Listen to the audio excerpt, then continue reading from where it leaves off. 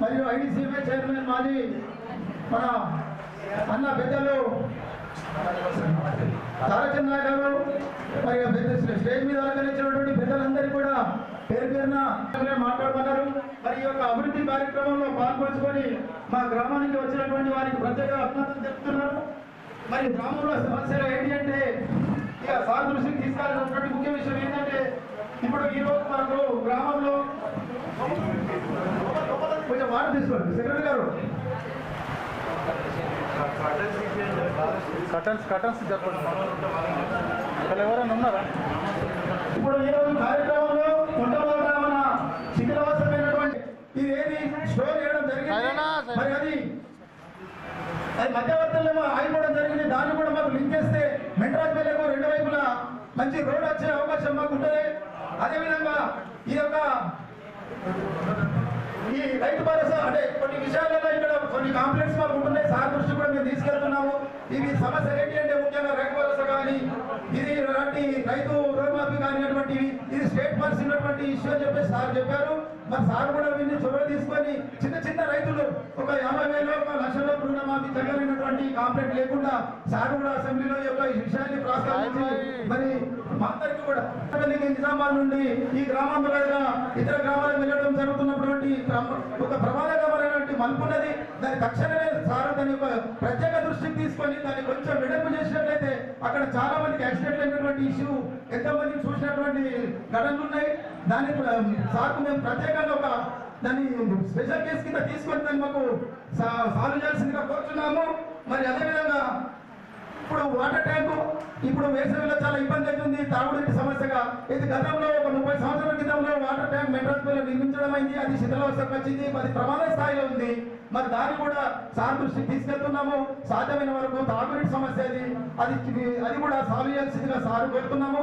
ఇక పంట సాగు విషయంలోకి వస్తే మెంట్రాజ్పల్లిలో మరి గత ప్రభుత్వం కేసీఆర్ గారు బ్రహ్మాండంగా చేస్తున్నటువంటి పథకాలు పెట్టి మరి తాగడానికి కాదు సాగుడానికి కానీ ఒక సుఖం కూడా ఇంతవరకు కూడా మెంట్రాజ్పల్లిలో ఆ చెరువు 100 కోట్లతో పెట్టి ఇక్కడ ప్రాజెక్టు ఒక పైలట్ ప్రాజెక్ట్ కింద పెట్టేసి దానికి ఆ రోజు ఉన్నటువంటి చీఫ్ సెక్రటరీ గారు ఉన్నటువంటి ఏదైతే ఆ మేడం గారు ప్రత్యేక సెక్రటరీగా వచ్చేసండి ఇనాగ్రేషన్ చేయడం జరిగింది. దానివల్ల ఎలాంటి న్యాయ పైసా ఒక ఇసడుకుంటా కూడా దానికి నీరు రాకుండా అది వేస్ట్ గా రుణంగా వడ్డీగా పడి ఉన్నది వృధాగా.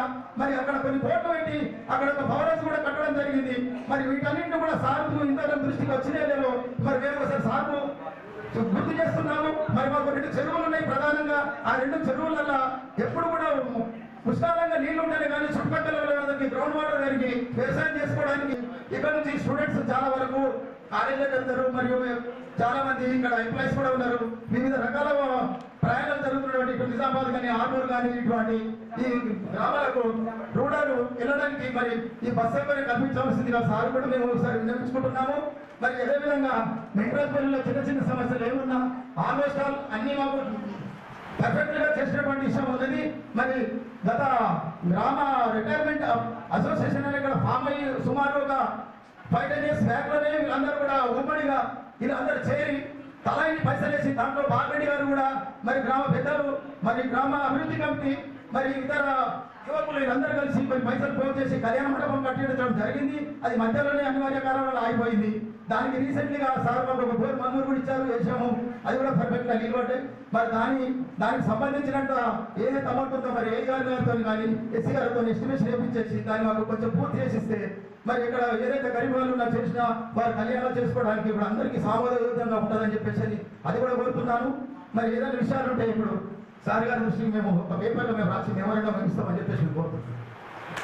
అది అభివృద్ధి కార్యక్రమాలకు ముఖ్య అతిథిగా చేసినటువంటి పెద్దలు రాజస్థాన్లో ఉపకరణ గారికి మరియు మండల అధ్యక్షులు గంగన్న గారికి, నాతోటి రాజకీయ నాయకులకు, ఇక్కడికి వచ్చేసినటువంటి సోదర సోదరులందరికీ నా యొక్క హృదయపూర్వక నమస్కారం తెలియజేస్తూ ఈరోజు కావడం ఇందిరాబాద్లో ఇప్పుడు చేసినటువంటి ఆ రోడ్డు అయినందుకు దానిపై శంకుస్థాపన చేయడం జరుగుతుంది. కావున నేను అన్న మీ దగ్గర ఎల్లప్పుడూ ఉంటాను కాబట్టి నా ఊరు సమస్యలు ఏదైనా కానీ మీకు విన్నవించుకుంటూ నేను నా గ్రామాభివృద్ధి పథకంలో నడిపించాలనేది నా కోరికన్న.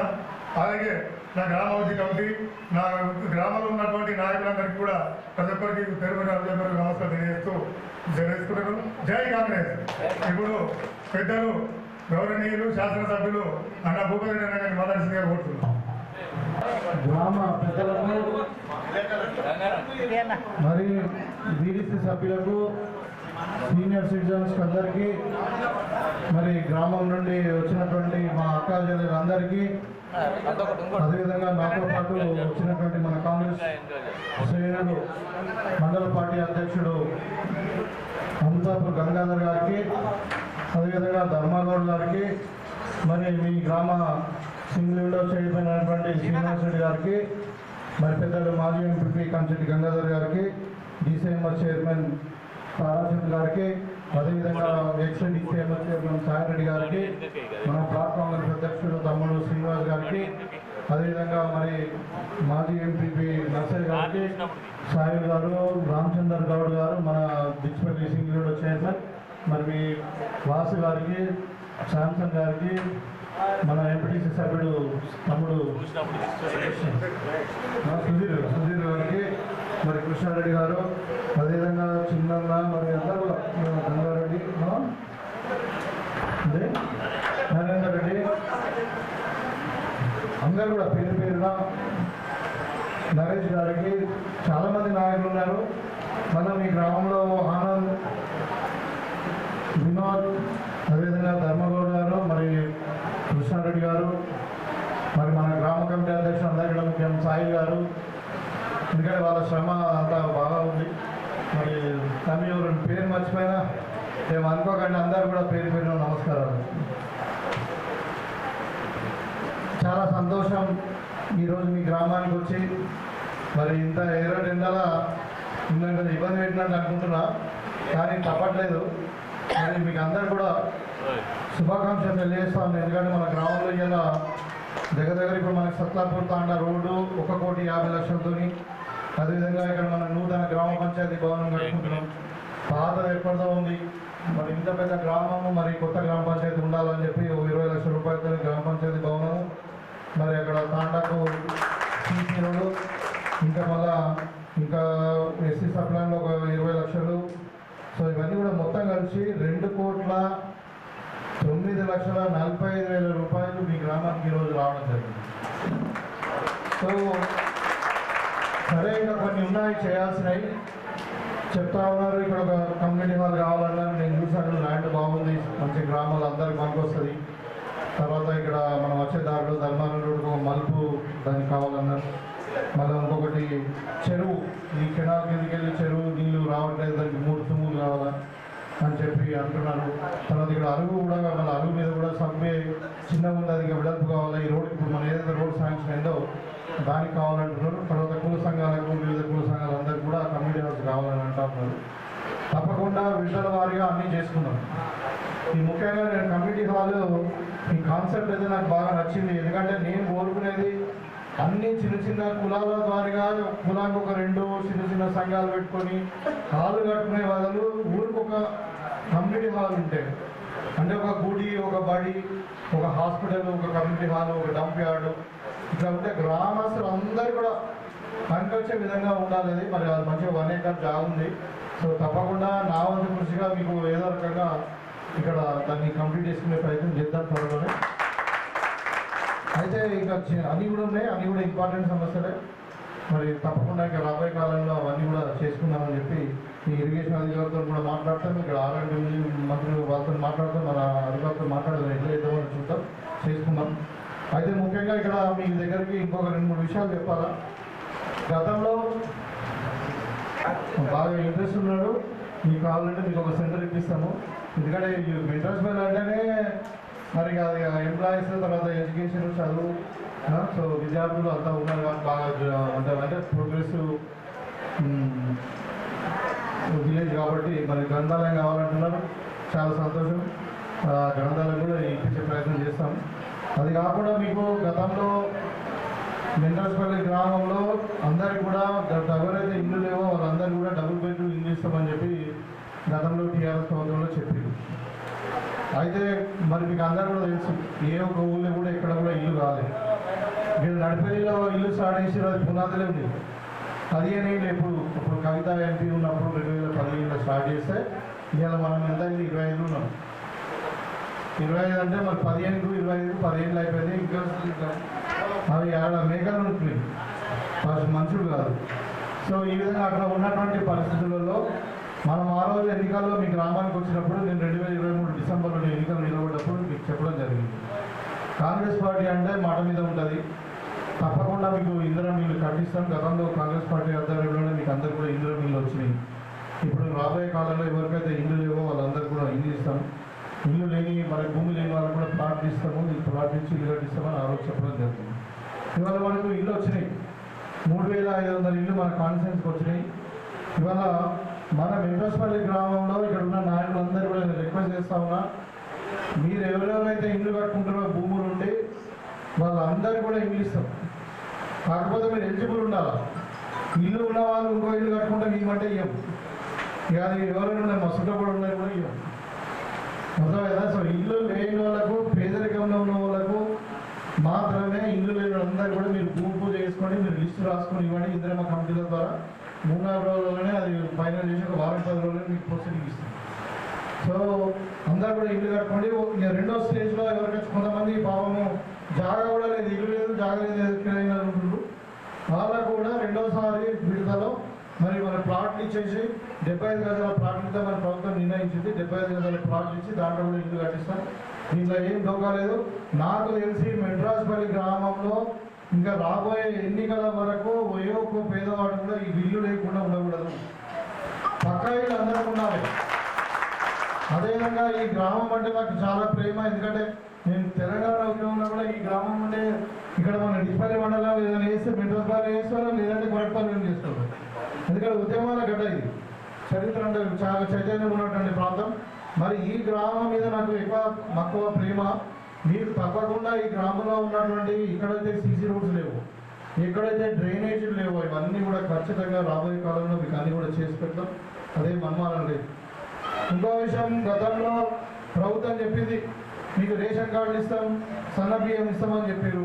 ఇవాళ ఎంతమంది రేషన్ కార్డు వాళ్ళు ఉన్నారో అందరికీ కూడా మనము రాబోయే ఒక నెల రోజులలోనే రేషన్ కార్డు ఇవ్వబోతా ఉన్నాం. అది కూడా రేషన్ కార్డు కాదు, అది ఫ్యామిలీ డిజిటల్ కార్డ్. అంటే మన కంప్యూటర్ చిప్ లాగా ఒకటి మన సెల్ ఫోన్ చిప్ లాగా ఉంటుంది, దానికి కూడా ఆధార్ నంబర్ లాగా దానికి కూడా ఒక నంబర్ ఉంటుంది, ఆధార్ లింక్డ్ ఉంటుంది. అది దాంట్లో ఏంటంటే మీ కుటుంబానికి సంబంధించిన అన్ని వివరాలు దాంట్లో ఉంటాయి. మీరు ఆర్టీసీ ఉచిత ప్రయాణం చేస్తున్నారు, దాన్ని వాడుకోవచ్చు. 200 యూనిట్ల కరెంటుకు వాడుకోవచ్చు. 500 రూపాయల సిలిండర్ అయితే సబ్సిడీతో దానికి వాడుకోవచ్చు. అదేవిధంగా ఇందిరమ్మ ఇల్లుకు వాడుకోవచ్చు, తెల్లారి సన్నబియ్యంకి వాడుకోవచ్చు, ఆరోగ్యశ్రీకి వాడుకోవచ్చు, అన్నిటికీ వాడుకోవచ్చు. దాంట్లో మరి ఎట్లుంటుందంటే ఒక ఆడపిల్ల మన ఇంట్లో పెరిగింది 5 ఏళ్ళు అంటే పెళ్లి చేసి అత్తగారింటికి పంపించడం, ఇక్కడ ఆటోమేటిక్గా డిలీట్ అయిపోతుంది, అక్కడ యాడ్ అవుతుంది, అత్తగారింటి యాడ్ అవుతుంది, ఆమె పేరు ఇక్కడ డిలీట్ అయిపోతుంది. అట్లా ఆర్టిఫిషియల్ ఇంటెలిజెన్స్తో మనం డిజిటల్ కార్డు తయారు చేస్తూ ఉన్నాము, దాన్ని ఫ్యామిలీ డిజిటల్ కార్డు అంటారు. అది 100% అందరికి ఇస్తాం అర్హులందరూ. ఇవాళ మనకు కొత్తగా అప్లికేషన్స్ అడిగినా మనం అడిగితే 40 లక్షల అప్లికేషన్స్ వచ్చినాయి కొత్త రేషన్ కార్డు. 10 ఏళ్ళు ఒక్క కార్డు తీయలేదు. మన కార్డు ఇస్తాం, కార్డులో ఉన్న వాళ్ళందరూ కూడా సన్నబియ్యం. గతంలో చెప్పారు మాటలు మస్తు చెప్పారు, కేసీఆర్ అన్నాడు నా మనమడ ఏమి తింటాడో మరి పెద్దోడు బిడ్డ కూడా అదే తినాలని మాట్లాడింది, కానీ ఎక్కడ 10 ఏళ్ళు అమలు కాలేదు. అలా మనమడికి అలాగ 10 ఫామ్ హౌస్లు అయిపోయినాయి, కవితకు ఫామ్ హౌస్లు అయిపోయినాయి, మరి హరీష్కో ఫామ్ హౌస్లు, కొడుకు ఫామ్ హౌస్ అయిపోయింది, కానీ ఇక్కడ పేదోడికి ఇల్లు రాలే, పేదోడికి సన్నబియ్యం రాలేదు. ఇవాళ మనం ఇచ్చిన సన్నబియ్యం ఇక్కడ తక్కువ వండుతుంది మన తెలంగాణలో. అయితే మరి రైతులను సన్నబియ్యం పెట్టమని చెప్పి మట్టు పెట్టమని చెప్పి వాళ్ళకి 500 రూపాయల బోనస్ ఇచ్చి మరి ఇలా సన్నబియ్యమే ఉన్నది. ఇప్పుడు ఇలా మీకు వెంకటేశ్వర శ్రీనివాసరెడ్డి గారు చెప్పాలి 80% సన్నబియ్యమే ఇలా కొలుచుకుంటున్నాం. మరి దాంట్లో కూడా ఈసారి కూడా 500 రూపాయల బోనస్ కూడా ఇస్తున్నాం. మీకంటే ఇప్పుడు ప్రతి పేదవానికి ఒక్కొక్క వ్యక్తికి 6 కిలోల చొప్పున 52 రూపాయలు మనం కొని మీకు ఇస్తున్నాం. పేదవాడు కూడా కడుపు నిండా 3 పూటలు సన్నం బియ్యంతో తినాలని మేమందరం మరి సన్న బియ్యం ఎట్లుంటుందో చూద్దాం, మరి మన ఇంటికాడ ఉన్నట్టే ఉంటుందా లేదా అని చెప్పి మేము మన కాలూరులో మన బాబాసాహెబ్ అంబేద్కర్ గారి జయంతి రోజు మేము కాలూరులో మేము పోయినాం. పోయి ఒక దళిత వాడలో పాపం అమ్మంతో వంట వేయించుకొని సన్న బియ్యంతో మేము ఇచ్చిన బియ్యం అంటే మన రేషన్ బియ్యంతోనే వండుకొని తింటే ఎంత మంచిగా ఉందంటే అంటే నిజంగా ప్రేమతో వండి పెట్టిన వాళ్ళు నిజంగా గర్వంగా చెప్తా ఉన్నాం. మేము అందరం కూడా కడుపుకుంటాం అని చెప్పి ఇచ్చాం. ఆ విధంగా అందరూ కూడా మీరు ప్రతిరోజు మీ పిల్లలు హాస్టల్లో ఉండే పిల్లలు కానీ మరి కాలేజ్ స్కూల్లో మిడ్ డే మీల్స్ కానీ అదేవిధంగా మీ ఇంట్లో మీరు కూడా 3 పూటలు మరి సన్నబియ్యంతో భోజనం చేయాలన్నదే ఈ ప్రభుత్వం ఒక సంకల్పం. ఇది చరిత్ర. ఇది భారతదేశంలో ఏ రాష్ట్రంలో ఈ స్కీమ్ లేదు సుమా, బీజేపీ రాష్ట్రాలలో అయితే అసలే లేదు. కాబట్టి అయితే ఈ విధంగా కాకుండా ఇప్పుడు ఇందిరా మీరు చెప్పినా మీరు చెప్పిన మరి భూభారతి కూడా ఇవాళ ఈ రైతులందరూ కూడా నేను చెప్తా ఉన్నాం, ఏ సమస్య ఉన్నా గతంలో ధరణి చెప్పారు, ధరణి పేరు మీద ఎన్ని అవకతవకలు జరిగినాయి, ఎంత జరిగింది, మరి ఇక్కడ గోవర్ధన్ ఎంత సంపాదించుకున్నప్పుడు మరి కేటీఆర్ ఫ్యామిలీ కేసీఆర్ ఫ్యామిలీ ఎంత సంపాదించుకున్నాడు, ఎన్ని భూములు సెటిల్మెంట్ చేసినాయి మొత్తం మా దగ్గర లెక్క ఉన్నది. అంటే అంత దొంగల రాజ్యంలాగా భూములు వచ్చుకొని మరి 40% 50% సెటిల్మెంట్లో హైదరాబాద్లో చేసి అదొక పెద్ద స్కాండల్. అది ధరణి అంటే ఈ కాళేశ్వరం కంటే పెద్దది కాదు. కాళేశ్వరంలో 90,000 కోట్ల అవినీతి జరిగింది, ఇంకా 1,00,000 కోట్ల కంటే పైననే 7వ తాడు అసైన్ భూములు డిస్ప్యూటెడ్ ల్యాండ్ పేరు మీద చెప్పి ఏ భూమి డిస్ప్యూట్ అసైన్ భూమి ఉన్నదనుకో దాన్ని డిస్ప్యూట్ పెట్టిండ్రు. దేవాదాయ భూములు, వక్స్ భూములు, పొడు భూములు రకరకాలుగా అన్ని అప్పుడు ఇనాం భూములు ఉండే హైదరాబాద్ చుట్టుపక్కల నిజాం ఇచ్చినటువంటి ఇనాం భూములు ఉండే అవి కూడా మొత్తం అన్ని కూడా డిస్ప్యూట్ పెట్టేసి మరి అరే హైదరాబాద్ ఎంత ఉంటుంది భూమి మీకు తెలుసు కదా, కోట్లు ఉండాలి, ఒకటి 10 కోట్లు 20 కోట్ల ఎకరాల భూములు అవన్నీ కూడా మొత్తం కూడా ఇలా అంటే సెటిల్మెంట్ చేసుకొని పైసలు సంపాదించుకున్న తరుణంలో ఇవాళ మన మెండ్రస్పల్లి కూడా నాకు తెలిసి ప్రతి రైతు దాని మీద ఇబ్బంది పడ్డాడు. ఆ రోజు మాట్లాడిన ధరణి తీసుకుపోయి మనం బంగాళాఖాతం చేయాలని ఆ రోజు కేసీఆర్ అన్నాడు ధరణి అంటే బంగారం లాంటిది, మాకు పైసలు వచ్చేది మేము ఇద్దరు తీసేస్తాము, అవసరం ఉంటే కాంగ్రెస్ పార్టీని బంగాళాఖాతంలో కలుపుకున్నాడు. కానీ ఏమైంది, ప్రజలు తీసి టీఆర్ఎస్ పార్టీని బంగాళాఖాతం కలిపింది. ఇవాళ మళ్ళీ మాట్లాడుతున్నారు ఇక వచ్చి మెల్లగా మళ్ళీ అంటే అంటే ఏమంటారు వాల్ రేటింగ్ రాస్తున్నారు ఇంకేదో చేస్తామని. ఇవాళ 27వ తారీఖు నాడు వాళ్ళది పార్టీ పుట్టిన రోజు అని చెప్పి మళ్ళీ రండి రండి రండి రండి రండి అని చెప్పి ఇలా ఊళ్ళు తిరుగుతామని ఎవరు పోతారు. అంటే ఇక కవిత కూడా తిరుగుతున్నారు బీసీ ఎజెండా పట్టుకొని. ఇవాళ 10 ఏళ్ళ అధికారంలో నుండి బీసీలకు ఏం చేయలేదు, 2 మంత్రులకు చేయలేదు బీసీలలో. ఇవాళ కాంగ్రెస్ పార్టీ మీకు చెప్పాలా మెండ్రస్పల్లి చాలా ప్రోగ్రెసివ్ విలేజ్. ఇవాళ కులగణన విషయం 100 సంవత్సరాల తర్వాత బీసీల జనాభా 56% ఉందని తేల్చినాం. తేల్చి వాళ్ళకు 27% నుండి 42% రిజర్వేషన్ ఇస్తామని చెప్పి ప్రభుత్వం నిర్ణయించి చట్టబద్ధత చేసింది. ఇలా అసెంబ్లీలో బిల్లు పెట్టింది. అయితే ఏంటంటే అది ఇక రాజ్యాంగంలో బీసీల రిజర్వేషన్ లేదు కాబట్టి మనం రాజ్యాంగ సవరణ చేయాలి, ఆర్టికల్ 9లో దాన్ని పెట్టాలని చెప్పి మనం బిల్లు డైరెక్ట్ పార్లమెంట్కి పంపించడం, ప్రధానమంత్రి మన ఏది ప్రైమ్ మినిస్టర్ మన రాష్ట్రపతి గారు కూడా పంపించారు. ఇవాళ సుప్రీంకోర్టు తీర్పిచ్చింది మొన్న, ఏమని ఇచ్చింది, రాష్ట్రపతి అయినా పర్వాలేదు, ఇక్కడ గవర్నర్ అయినా పర్వాలేదు, 90 రోజుల రోజులలో వాళ్ళు ఏదో ఒకటి చెప్పాలి, బిల్లు నానబెట్టడానికి లేదు. ఇక రేపు తీసుకుంటా నిర్ణయం ఎల్లుండి తీసుకుంటా అని చెప్పి సంవత్సరం కొద్ది నానబెట్టడం లేదు. బిల్లు పాస్ చేస్తావా చెయ్యి, లేదంటే ఎందుకు చేస్తలేవో చెప్పు.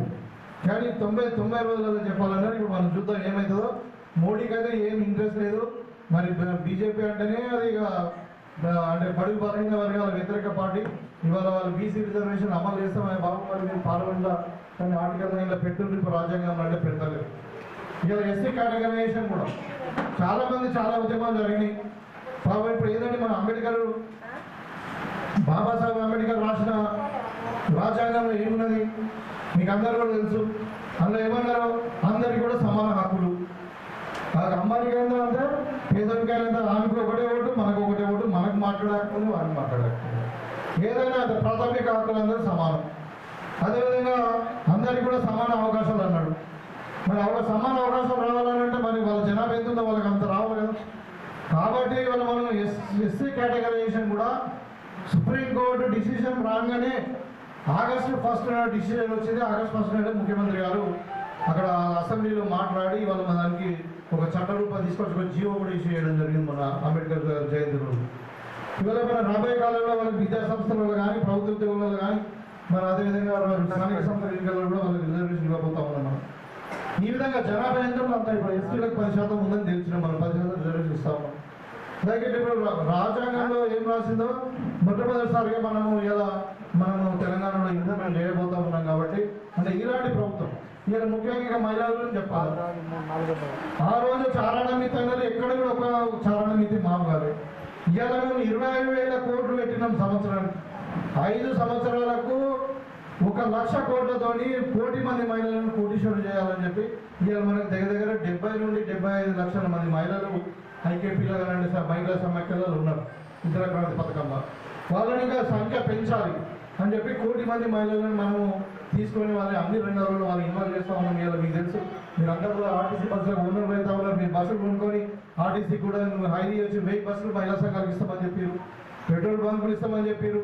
ఇలా హోటల్స్, అదేవిధంగా మరి క్యాంటీన్స్, అదేవిధంగా పిల్లలకు కుట్టే బట్టలు, మీకు ఏదైనా మీరు చేసుకోవచ్చు. మీకు మీ యొక్క సలమన కొరకు చేయాలన్నది ఇవాళ పార్టీ ఆలోచిస్తూ ఉంది. తర్వాత ఇప్పుడు ఈ కాంగ్రెస్ పార్టీ మనం అధికారానికి వచ్చిన తర్వాత ఇంకా 2 చేసాం. ఎవరైనా మహిళ అనుకోకుండా దురదృష్టవశాత్తు చనిపోతే మెంబర్ అయి ఉంటే 10 లక్షల రూపాయలు ప్రమాద బీమా ఉంది. అంటే పర్సనల్ యాక్సిడెంట్ పాలసీ అంటాం. చనిపోతే యాక్సిడెంట్తో చనిపోతే 10 లక్షల రూపాయలు వాళ్ళకి ఇన్సూరెన్స్ ఉంది. అదేవిధంగా ఏదో కారణంతో ఒక మహిళ చనిపోయింది, బీమార్తో చనిపోయింది అనుకోండి, అలా లోన్ 2 లక్షల వరకు ప్రభుత్వమే కడుతుంది. 2 lakhs వరకు ఇన్సూరెన్స్ ఇస్తున్నాం, లోన్ ఇన్సూరెన్స్. మీరు తీసుకున్న 2 లక్షలు ఒకవేళ ఏదో కారణంతో మన సభ్యురాలు చనిపోతే అలా 2 లక్షల లోన్ ప్రభుత్వమే కడుతుంది. ఈ విధమైన ఆలోచన ప్రభుత్వం చేస్తూ ఉంది కదా మహిళల పట్ల. మీరు చేసిన ఉత్పత్తులు ఏదైనా ఇప్పుడు తెలంగాణ వంటకాలు చేస్తారు, లేకపోతే ఇంకా జాలీలు అవి వదులుతుంటారు. మీరు నైపుణ్యమైనటువంటి వాళ్ళు మీరు చేసినవన్నీ కూడా అమ్ముకోవడానికి మనం హైదరాబాద్లో 300 షాపులు కూడా అక్కడ మనం హైటెక్ సిటీ దగ్గర మీకు ప్రత్యేకంగా ల్యాండ్ ఇచ్చి పెట్టడం జరిగింది. సో ఈ విధంగా మహిళలకు అన్ని విధాలుగా చేస్తూ ఉన్నాం. ఇలా ఇందిరమ్మ ఇల్లు కూడా ఏదైతే రాబోతుందో అది మహిళల పేరు మీద చేస్తూ ఉన్నాం. కాబట్టి మీరు ఒకసారి ఆలోచించండి. రైతులకు కూడా ఇవాళ మనం 24 గంటలు కరెంట్ ఇస్తూ ఉన్నాము, నాణ్యమైన విత్తనాలు ఇస్తున్నాము. కరెంటు మనమే ఇచ్చినాం. మీకు అందరూ కూడా గుర్తు చేయదలుచుకున్నాను. 2004లో రాజశేఖర రెడ్డి గారు ముఖ్యమంత్రి అయినప్పుడు మొట్టమొదటిసారిగా ఉచితంగా కరెంటు రైతులకు ఇచ్చినాం. అప్పటి నుండి ఇప్పటి వరకు మనం రైతులకు ఉచితంగా ఇస్తున్నాము. ఇవాళ మనకు ఇంత పంట పండుతుందంటే మరి కారణం ఏంటంటే 24 గంటలు కరెంట్ ఇవ్వడమే. ఇవాళ భూగర్భ జలాలు అంటానికి పోయి అక్కడక్కడ కొంచెం నష్టం జరిగింది వాస్తవమే. కానీ దానికి కారణం ఎవరు? ఇలా ప్రాజెక్టులు కట్టుండే అంతా కాకపోతుండే కదా. సరే ఇప్పుడు మనం కంటే కెనాల్ ఉంది, కానీ ఇప్పుడు చాలా జాగాలో మనం ఇప్పుడు ప్రాణహిత చెరువులో 21 ప్యాకేజ్ రాజశేఖర రెడ్డి గారు స్టార్ట్ చేసినప్పుడు 80% కంప్లీట్ అయిపోయింది కాంగ్రెస్ పార్టీ అయినని. వీళ్ళు రీడిజైనింగ్ పేరు మీద పైపు ద్వారా నీళ్ళు అందిస్తామని చెప్పి మరి 10 ఏళ్ళు మొత్తం డబ్బులన్నీ తినేసి కానీ ఒక ఎకరంకుంటా నీళ్ళు లేదు. మన దగ్గర ఒక సర్చ్ పూల్ ఉంది. ఇప్పుడు దాన్ని మొన్ననే మనం మాట్లాడాము, ముఖ్యమంత్రి గారితో మాట్లాడాము. మన ఇరిగేషన్ మంత్రితో కూడా ఒక రివ్యూ మీటింగ్ పెట్టాము. మీరు అందరూ కూడా చూసి పేపర్లో టీవీలో చూసారు. దాంట్లో సుదీర్ఘంగా చర్చ జరిగింది. ఒక 400 నుండి 500 కోట్లు అయితే మన ప్రాజెక్టు కంప్లీట్ అవుతుంది. మనకు 2 లక్షల ఎకరాలకు మన ప్రాంతానికి నీళ్ళు వస్తాయి. మన నియోజకవర్గమే 6 మండలాలకు నీళ్లు కావాలని చెప్పి నేను కొట్లాడి అందరు ఈఎన్సీలను సెక్రటరీని కూర్చోబెట్టి మరి ఇన్ఛార్జ్ మంత్రిని కూర్చోబెట్టి మేము ఇలా ఒక నిర్ణయం తీసుకున్నారు. రాబోయే 2 సంవత్సరాలలో మనం వెంకటేశ్వరపల్లి సర్కిల్ స్టార్ట్ అవుతుంది. మనం వెలుపు దాకా నీళ్ళు తీసుకోవచ్చు, ఇక్కడ గడప దాకా నీళ్ళు తీసుకోవచ్చు. మనం ఇక పొలాలు ఎండిపోవు. ఇవాళ ఎక్కడైనా పొలాలు ఎండిపోయినాయంటే కరెంట్ లేక కాదు, భూగర్భ జలాలు లేక. మరి ప్రాజెక్టు కడితే నీళ్ళు ఉండేవి కదా చెరువులలో, కానీ మరి భూగర్భ జలాలు పెరిగేవి కాబట్టి ప్రాజెక్టు కట్టకపోవడం వల్ల మరి పొలాలు ఎండిపోయినా అక్కడక్కడ కొంచెం. మరి దానికి కూడా మరి వీళ్ళు మాట్లాడుతున్నారు, కాంగ్రెస్ పార్టీ వచ్చినాక పొలాలు ఎండిపోయినాయంటే మరి పొలాలు ఎండిపోవడం కారణం విస్తీర్ణం పెరగడం, పొలాలు ఎండిపోవడం కారణం వీళ్ళు ప్రాజెక్టు కంప్లీట్ చేయకపోయి సాగుని తీయకపోవడం వల్లనే కదా. ఇవాళ రైతు పాపం ఆశపడ్డాడు, మాకు ధర వస్తున్నది, సన్నమట్లకు 500 రూపాయలు ఇస్తున్నాం. మీరు ఇమాజిన్ చేయండి, మన రైతులు 30 క్వింటాలు పండిస్తారు. ఒక ఎకరానికి 30 క్వింటాలకు 500 చొప్పున ఎంత అవుతుంది? 15,000 రూపాయలు ఎకరానికి. సంవత్సరాలకు 2 పంటలు అంటే 30,000 రూపాయలు. ఏం చేసి వస్తాయి? ఇలా 10 ఎకరాల వరకు 3 లక్షల రూపాయలు. చాలా జాగ్రత్త. మనం వర్షాకాలంలో బోనస్ ఇచ్చినాక దావతులు తీసుకున్నారు. మమ్మల్ని నన్ను కూడా తెలుసు, సార్ మేము పొలం దగ్గర దావత్ తీసుకుంటాం మీరు రండి అంటే అట్లా రైతులు ఇలా సంబరాలు తీసుకున్నటువంటి పరిస్థితి ఉంది. కాబట్టి ఒకవైపు విద్యార్థులు కూడా మెంటల్ హాస్పిటల్లో చాలా మంది యువకులు ఉన్నారు. మీరందరూ కూడా రాజీవ్ యువ వికాస్ అప్లై చేసుకొని ఇంకా టైం ఉన్నట్టుంది, కొద్ది వరకు అయిపోతుంది. అంటే అప్లై చేసుకున్న వాళ్ళు కూడా ఖచ్చితంగా వాళ్ళ అర్హతను బట్టి ఇస్తాం. వాళ్ళ దాంట్లో ఉద్దేశం ఏంటంటే ఎవరైతే ఇంటర్మీడియట్ వాళ్ళు చదువుకున్నారో, ఎవరైతే ప్రభుత్వ ఉద్యోగానికి అర్హులు కాదు, ఏ చేయకుండా ఉంటారనుకో, వాళ్ళ సెల్ఫ్ ఎంప్లాయ్మెంట్ కొరకు మరి 6,000 కోట్లు పెట్టి వాళ్ళ బడ్జెట్లో మరి ఎస్సీ ఎస్టీ బీసీ వాళ్ళందరూ కూడా ఉద్యోగాలు సెల్ఫ్ ఎంప్లాయ్మెంట్ కింద చేసుకోవాలని నిర్ణయం తీసుకుంటున్నాం. ఇవాళ మనకు ఉద్యోగాలు కూడా వస్తుంది, ఇంకా జాబ్ క్యాలెండర్ వస్తూ ఉంది, ఇవన్నీ నోటిఫికేషన్ వస్తూ ఉన్నాయి. రాబోయే కాలం ఇంకొక 60,000 ఉద్యోగాలు ఇస్తాం. ఇట్లా చెప్పుకోవడం చాలా ఉన్నాయి. కాంగ్రెస్ పార్టీ 15 నెలలలో చేసింది చెప్పుకుంటూ పోతే ఎంత ఉన్నాయి. వాళ్ళు 10 నెలల్లో ఏం చేసినా, 10 నెలల్లో ఏం చేసినా, ఒక ఇల్లు ఇవ్వాలి, ఒక గుంటకు భూమి నీళ్ళు ఇవ్వాలి, ఉన్న ప్రాజెక్టు కడితే ప్రాజెక్టు కూలిపోయింది. ఇవాళ అవినీతి పాలైనటువంటి మొత్తం కుటుంబము ఒక నిక్కరాని ఉంది, మీకు అందరూ కూడా తెలుసు. ఇవాళ ఇంకా మళ్ళీ రాస్తున్నారు వాళ్ళు బీసీ ఏజెండా పెట్టుకొని. ఇంకా అంటుంది మన నేను మా అయ్యా మంచాడు కానీ నేను రౌడీని అంటున్నాను. ఏదో పింక్ బుక్లో రాసుకుంటారంటే పింక్ బుక్లో కాదు, రెడ్ బుక్లో రాసుకో, లేకుంటే మీ సొంత డైరీ రాసుకో, మీ అయ్యా డైరీలో రాసుకోమన్నారు. ఇక్కడ ఏమన్నా అందరూ అరటపలో లేరు. కాంగ్రెస్ పార్టీ అంటే గీలకు భయపడుతుందా? బ్రిటిష్ వాళ్ళనే పల్లెతూరులో మీరు ఆంధ్రలో భారతదేశం తెలంగాణ తెచ్చుకున్నాం. నేను గీమెకు వాళ్ళని భయపడతారా? తెల్లలేస్తే జైలు పోయి 6 నెలలు జైలు పడేస్తే వాడు అడిగినోడు లేడు. 6 నెలలు జైలు పడేస్తే వాడు అడిగినోడు లేడు. వీళ్ళంటే పింక్ బుక్లు రాసుకుంటున్నాడు పేర్లు. ఎవరి పేరు రాసుకుంటారు రాసుకో, వీళ్ళందరూ కూడా అందరి పేరు రాసుకుంటారు. ఇంకా రేపు వెళ్ళిన కుటుంబం మొత్తం కూడా జైలు పోయే పరిస్థితి ఉన్నది. ఎట్లా చూసినా స్కామ్, గొర్రెల స్కాము, చేపల స్కాము, కాళేశ్వరంలో స్కాము, లాస్ట్ ఫోన్ ట్యాపింగ్ కూడా కూడా భార్య భర్తలు మాట్లాడుకున్నది కూడా ఇంకా అంత దుర్మార్గులు. వాళ్ళు ఇలా నీతులు చెప్తా ఉన్నారు, కాంగ్రెస్ పార్టీ అట్లా చేసింది, కాంగ్రెస్ పార్టీ మోసం చేసింది. కాంగ్రెస్ పార్టీ ఏం మోసం చేసింది? ఇలా ఒకటి మొన్న అంటున్నాడు, రియల్ ఎస్టేట్ వాళ్ళు అందరూ కలిసి అంటే ఇలా పైసలు ఇస్తామంటున్నాడు. ఎమ్మెల్యేలు మొన్న కాంగ్రెస్ పార్టీ కూలగొట్టుందని మొన్న ఒక ఎమ్మెల్యే అంటున్నాడు, వాళ్ళకందరూ రియల్ ఎస్టేట్ అందరూ కూడా పైసలు ఇచ్చి కాంగ్రెస్ పార్టీ కూలగొట్టారు, ఎమ్మెల్యేలు మూలమని చెప్తాడు. అంటే కాంగ్రెస్ పార్టీలో అమ్ముడు పెట్టరు. ఇలా వాళ్ళ ఇంతకుముందు ఏమైంది, వాళ్ళు ఇంతకుముందు ఎమ్మెల్యేలు ఉన్నారు గవర్నమెంట్ ఉన్నప్పుడు. అట్లా అవసరం లేదు. అంటే వాళ్ళు ఒక ఎంతమైన దుర్మార్గమైన ఆలోచన చేస్తూ ఉన్నారంటే ఎందుకు కూలగొడతారు కాంగ్రెస్ పార్టీ అధికారాన్ని? కాంగ్రెస్ పార్టీ ప్రభుత్వం ఎందుకు కూలగొడతారు? అంటే సంఘటన ఇచ్చినందుక, లేకుంటే ఇందిరమ్మ ఇండ్లు ఇచ్చినందుక, లేకుంటే దేని కొరకు 24 గంటలు కరెంట్ ఇచ్చినందుక, రైతులకు బోనస్ ఇచ్చినందుక, దేనికాయ మీరు కూలగొట్టి? అంటే ప్రజలు అంటే బుద్ధి చెప్పారు, ఇప్పటికే తీసి బంగాళాఖాతం వేసారు. ఖాళీ ఫామ్ హౌస్లో అన్నావు, ఇంకెందుకు అనుకుంటారు? సబ్బునకుండా బిడ్డకు ఒక మాట మాట్లాడుతారు, అల్లుడు ఒక మాట మాట్లాడతారు. కాబట్టి వాళ్ళు ఒక పిచ్చి లేచింది, వాళ్ళకి మొత్తం నెత్తి ఖరాబ్ అయిపోయి అధికారాన్ని కోల్పోయి మతం ఎక్కి మాట్లాడుతూ ఉన్నారు. వాళ్ళని పట్టించుకునే అవసరం లేదు. ఇంకొక వైపు బీజేపీ వాళ్ళది ఏం చేసామంటే ఏం చెప్పారు? 10 ఏళ్ళ నుండి ఏం చేసామంటే ఏం చెప్పారు? 11 ఏళ్ళు అయిందమ్మా. ఇలా మనం మెంటల్ పల్లెలకు వచ్చిన అన్నదమ్ములు విడిపోతారు. విడిపోతే ఏం చేస్తారు? పెద్ద మనుషులు కూర్చుంటారు, మేనమామను ఇంకా అత్తగారు, లేకుంటే పెద్ద మనుషులు కూర్చోబెట్టి కులం కూర్చోబెట్టి డివైడ్ చేసుకుంటే ఏంటంటే ఈ 2 రూములు నీకు, ఈ 2 రూములు నీకు, ఆ పొలం కట్ట కింద నీకు, కట్ట మీద నీకు 3 ఎకరాలు అని పంచుకుంటారా లేదా?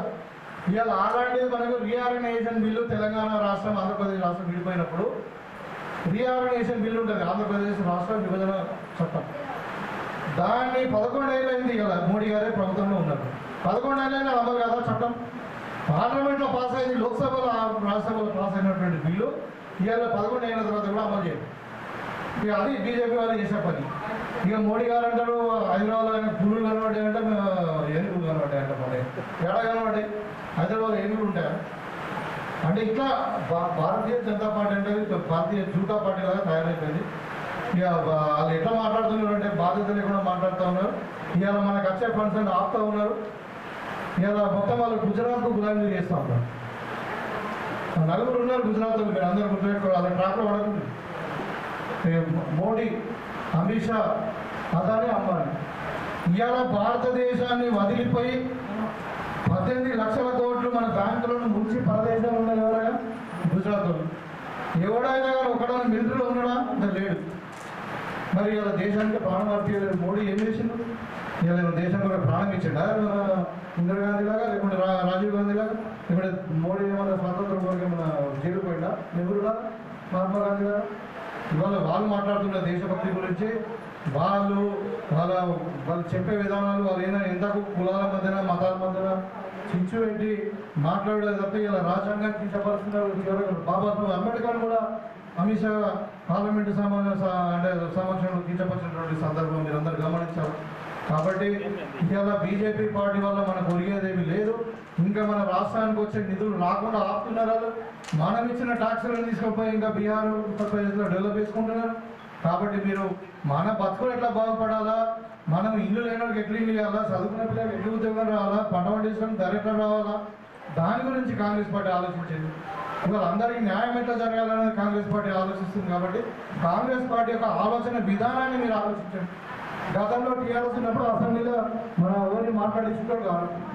అసలు సెక్రటరీకి అయితే ఎంట్రీ లేదు. ఓడైనా ముఖ్యమంత్రి సెక్రటరీ కూడా ఉన్నాం. ఇవాళ సెక్రటరీ ముఖ్యమంత్రి ఫామ్ హౌస్లో ఉండే ముఖ్యమంత్రి అంటే అప్పుడు 5 ఏళ్ళు కేసీఆర్ ఉండేది.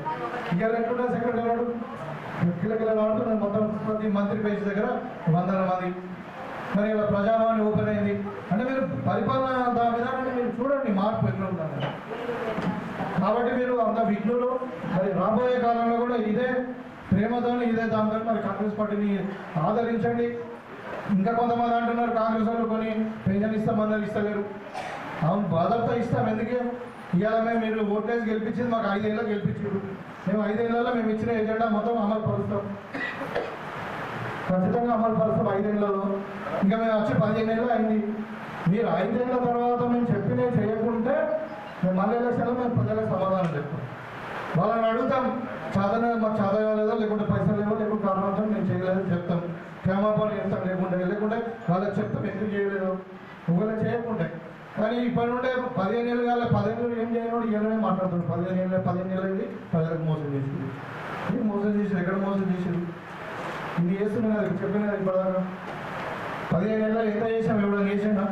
ఇవాళ నేను చెప్తా ఉన్నా, మీరు 15 రాష్ట్రాలు బీజేపీ అధికారంలో ఉన్నాయి, వాళ్ళ అధికారంలో ఉన్నారు. ఇవాళ మన తెలంగాణలో చేసిన ఏదైతే సంక్షేమ పథకాలు ఉన్నాయి, ఇప్పుడు నేను అన్ని చెప్పినాయి అని కూడా ఏ ఒక్కటి కూడా వాళ్ళ రాష్ట్రంలో అమలు అవుతలేదు. వాళ్ళు మాట్లాడుతున్నారు ఇలా. కాబట్టి మీరు గమనించండి, ఇవాళ బీజేపీ టీఆర్ఎస్ రెండు ఒకటే. వాళ్ళ ట్రాప్లో పడకండి. కాంగ్రెస్ పార్టీ అంటేనే ఇందిరమ్మ రాజ్యం, మరి పేదల రాజ్యం, వ్యవసాయం ముఖ్యం. కాంగ్రెస్ పార్టీకి మహిళల అభ్యున్నతి ముఖ్యము, యువకులకు ఉద్యోగాలు ఇవ్వడం ముఖ్యము. ఇవాళ యువకులకు కూడా మనలంతా దురాలకు పడుతున్నారు.